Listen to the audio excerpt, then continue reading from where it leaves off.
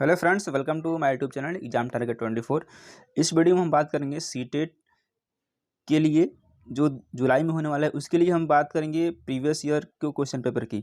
यदि आप previous year question paper solve करते हैं तो 40 to 45% क्वेश्चन आपको एज इट इज़ यहीं से मिल जाते हैं। और अब जो है ज़्यादा संभावना है यहाँ से क्वेश्चन बनने की, क्योंकि जब जो ऑनलाइन हो गया है तो बहुत सारे क्वेश्चन बन रहे हैं, बहुत सारे सेट बन रहे हैं। तो आज की इस वीडियो में इसी में हम बात करेंगे। आज हमारा जो होने वाला है सीडीपी का होने वाला है, यानी कि चाइल्ड डेवलपमेंट का होने वाला है। आइए देखते हैं, इसमें पेडागोजी भी होगी और जो है क्वेश्चन भी होगा।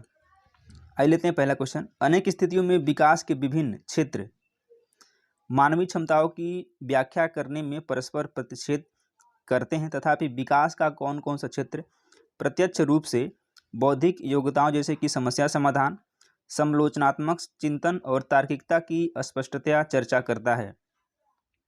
इसमें क्या हो जाएगा, आइए देख लेते हैं। इसमें होगा डी। आप देखिए डेफिनेशन एक्सप्लेनेशन भी दिया गया है जिससे कि आपको समझने में आसानी होगी। इसमें क्या हो जाएगा, डी हो जाएगा, डी हो जाएगा संज्ञानात्मक यानी कि कॉग्निटिव हो जाएगा। आप देख लेते हैं क्या है। अनेक स्थितियों में विकास, देखिए डिटेल दिया गया है। अनेक स्थितियों में विकास के विभिन्न क्षेत्र मानवीय क्षमताओं की व्याख्या करने में परस्पर प्रतिच्छेद करते हैं, तथापि विकास का संज्ञानात्मक क्षेत्र प्रत्यक्ष रूप से बौद्धिक योग्यताओं जैसे कि समस्या समाधान, समालोचनात्मक चिंतन और तार्किकता की स्पष्टतया चर्चा करता है।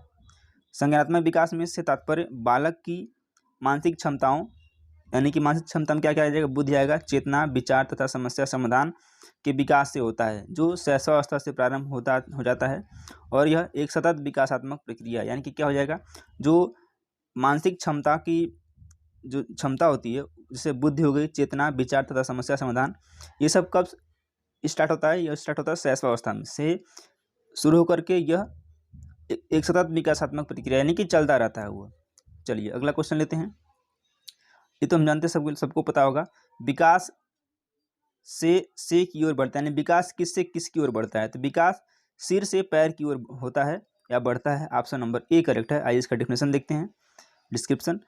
विकास सिर से पैर की ओर बढ़ता है। विकास का यह सिद्धांत मस्तकाधोमुखी, यानी कि इस सिद्धांत को मस्तकाधोमुखी सिद्धांत भी कहलाता है, यानी कि कहलाता है। इस सिद्धांत के अनुसार बच्चा पहले सिर, फिर हाथ और पैर पर नियंत्रण हासिल करता है, यानी कि जब बच्चा होता है उससे पहले क्या होता है, सबसे पहले वो अपने सिर पर नियंत्रण करता है, फिर हाथ पर और फिर पैर पर। अर्थात पहले 2 महीने में सिर और चेहरे की गतिविधि पर नियंत्रण से बाल्यावस्था का विकास होता है।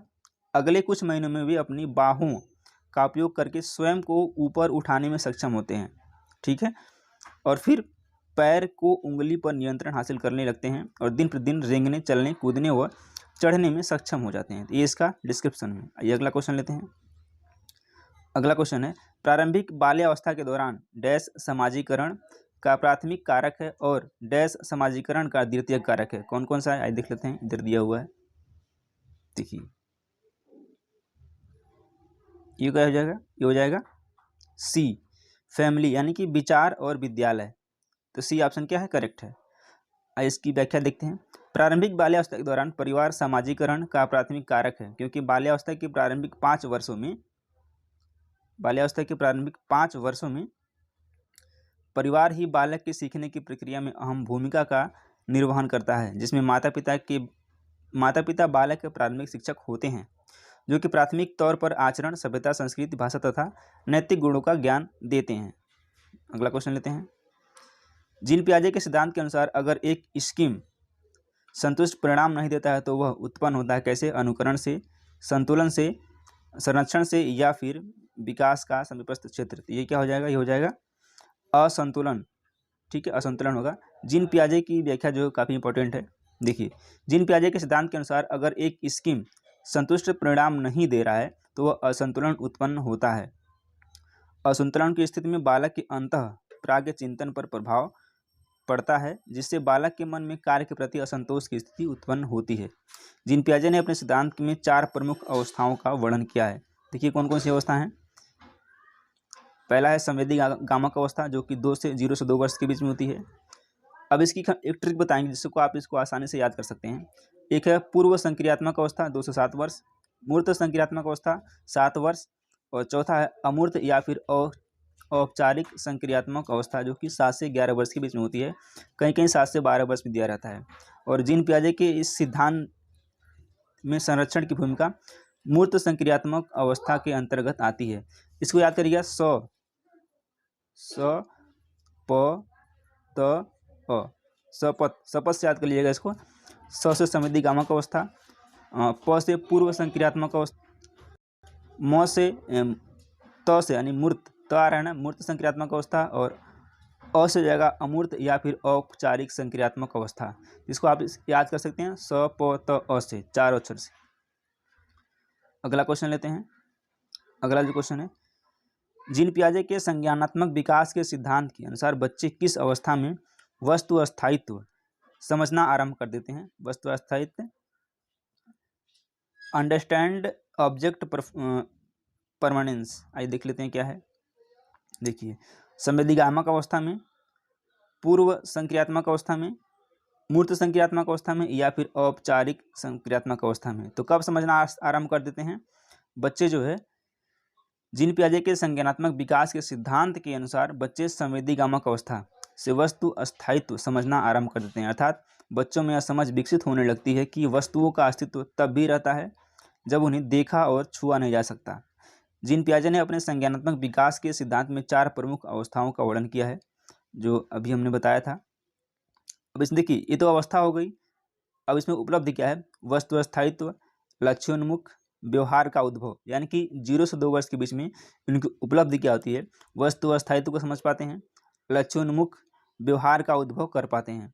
और अब आता है पूर्व संक्रियात्मक अवस्था, यानी 2 से 7 वर्ष के बीच में आत्मकेंद्रिता, काल्पनिक खेल, प्रत्यक्ष बोध का विकास, यानी कि उनके अंदर अब आत्मकेंद्रिता आ जाती है और काल्पनिक खेल का, वो खेल की कल्पना करने लगते हैं, और प्रत्यक्ष बोध का विकास भी हो जाता है 2 से 7 वर्ष के बीच में। अब बात करते हैं 7 से 11 वर्ष के बीच में, जो है मूर्त संक्रियात्मक अवस्था। अब क्या होता है? परिरक्षण, क्रमबद्धता, वर्गीकरण, मूर्त तार्किक चिंतन, यानी कि अब वो मूर्त तार्किक चिंतन कर सकता है बच्चा, वर्गीकरण कर सकता है। चौथा है औपचारिक संक्रियात्मक अवस्था, जो कि 11 से 15 वर्ष के बीच में होता है। इसमें अमूर्त तार्किक चिंतन, एब्स्ट्रैक्ट थिंकिंग हो जाती है इसमें। तो याद रखिए कि यहाँ से क्वेश्चन बन सकता है आने वाले एग्जाम के लिए। अगला क्वेश्चन लेते हैं। रमन के सम्मुख हेंज की दुविधा प्रस्तुत की गई। उसने प्रतिक्रिया व्यक्त की कि हेंज को पैसा नहीं चुराना चाहिए, क्योंकि चोरी करना अपराध है और ऐसा करने से समाज में अव्यवस्था पैदा होगी। वर्तमान में रमन नैतिक विकास की किस अवस्था में है? आइए देख लेते हैं। आज्ञाकारिता और दंड अभिविन्यास, यांत्रिक उद्देश्य अभिविन्यास, अच्छा लड़का अच्छी लड़की अभिविन्यास, या फिर कानून एवं व्यवस्था अभिविन्यास। किसमें है? वो किस अवस्था में इस समय है? तो वह है चौथे अवस्था में, लॉ एंड ऑर्डर ओरिएंटेशन, यानी कि कानून एवं व्यवस्था अभिविन्यास के। रमन के सम्मुख हेंज की दुविधा प्रस्तुत की गई। उसने प्रतिक्रिया व्यक्त की कि हेंज को पैसा नहीं चुराना चाहिए, क्योंकि चोरी करना अपराध है और ऐसा करने से समाज में अव्यवस्था पैदा होगी। वर्तमान में रमन नैतिक विकास की कानून एवं व्यवस्था अभिविन्यास की अवस्था में है। यह कोहल वर्ग के नैतिक विकास सिद्धांत में लौकिक स्तर की अवस्था 4 के अंतर्गत आता है। कोहल वर्ग ने अपने विचार का आधार हेंज की संदेहास्पद किंग कर्तव्य विमूर्ता को बनाया है। और कोहल वर्ग के नैतिक विकास सिद्धांत 3 स्तर तथा 6 सोपान निम्नवत हैं। आइए देख लेते हैं उसको भी, यहाँ से भी क्वेश्चन बन सकते हैं। पहला स्तर क्या है? पूर्व लौकिक स्तर, 4 से 10 वर्ष। सोपान क्या है? अवस्था 1, सजा या आज्ञा पालन। अभिविन्यास किसमें क्या है? इस अवस्था में बालक नियम तोड़ने से बचता है। वह सोचता है कि यदि, इस साइड दिया हुआ है, यदि मैंने यह कार्य किया तो दंड पाऊंगा, यानी कि बच्चा इसमें सोच लेता है कि यदि मैं इस कार्य को करूंगा तो दंड मिलेगा, अतः यह उचित होगा कि मैं नियम विरुद्ध कार्य न करूं। अवस्था 2 क्या है? कारण सापेक्ष अभिविन्यास। इस अवस्था में बालक का व्यवहार स्वलाभ से प्रोत्साहित होता है, अतः वह सोचता है कि मुझे यह काम अच्छे से करना है, शायद मुझे पुरस्कार मिले। अगला स्तर क्या है? लौकिक स्तर है, जो कि 10 से 13 वर्ष के बीच में होती है। अवस्था 3 क्या है? अच्छा लड़का अच्छी लड़की अभिविन्यास। इस अवस्था में बालक यह सोचता है कि नकल कर लूंगा तो पास हो जाऊंगा, तो मम्मी पापा क्या हो जाएंगे? खुश हो जाएंगे। अवस्था 4 क्या है? कानून एवं व्यवस्था। और अभिविन्यास क्या है? इस अवस्था में बालक यह सोचता है कि चोरी करना गलत है क्योंकि यह समाज के नियमों के विरुद्ध है। अब तीसरा क्या है? तीसरा स्तर क्या है? यह है पश्चलौकिक, यानी 13 वर्ष से अधिक के लिए है। अवस्था 5 के अंतर्गत आएगा सामाजिक संविदा अभिविन्यास। ठीक है, इस अवस्था में बालक यह सोचता है कि मैं चोरी कर लूँगा यदि तत्कालीन परिस्थिति की आवश्यकता हो जिसका मूल आधार सामाजिक भलाई होता है। चलिए अगला क्वेश्चन लेते हैं। लेव वास्तु के विचारों के अनुसार निम्न में से कौन सा कथन सही है? सामाजिक पृथकीकरण अधिगम में योगदान देता है। बच्चे दूसरों के सहयोग के बिना सर्वाधिक अच्छी तरह से सीखते हैं। और संकेत और मदद अधिगम की गति में अवरोध पैदा करता है। चौथा क्या है? सांस्कृतिक उपकरण अधिगम की प्रक्रिया में योगदान। चलिए इसका सही आंसर क्या है? डी है। लेव वास्तु के विचारों के अनुसार सांस्कृतिक उपकरण अधिगम की प्रक्रिया में योगदान देते हैं। लेव वास्तु ने को इनके सिद्धांत सामाजिक सांस्कृतिक सिद्धांत के रूप में जाना जाता है। इनके सिद्धांत का मुख्य आधार क्या था? उत्तरोत्तर मानसिक विकास का अध्ययन करना। तो इस तरह से डी ऑप्शन क्या है? करेक्ट है।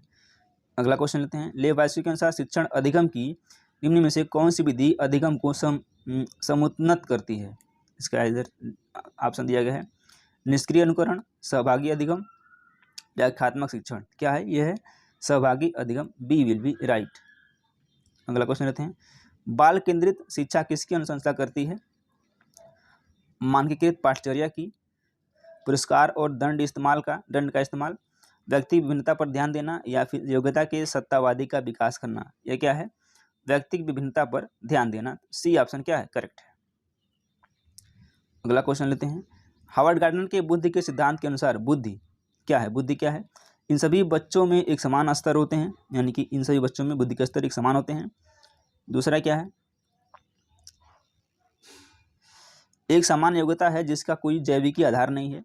सी है जन्म से ही स्थिर है और इस परिवेशी कारकों का कोई प्रभाव नहीं पड़ता है। और डी है कई प्रकार की होती है और व्यक्तियों के पास विभिन्न प्रकार की बुद्धि के विभिन्न स्तर होते हैं। ऑप्शन क्या है? डी करेक्ट हो जाएगा। डी वाला ही क्या है? करेक्ट ऑप्शन है। चलिए इस सेशन को यहीं तक रखते हैं और उम्मीद करते हैं कि आपको ये डिस्क्रिप्शन यानी कि व्याख्या पसंद आ रहा होगा। यदि पसंद आए तो वीडियो को लाइक करें और चैनल को सब्सक्राइब करें और अपने दोस्तों के साथ शेयर भी करें। धन्यवाद।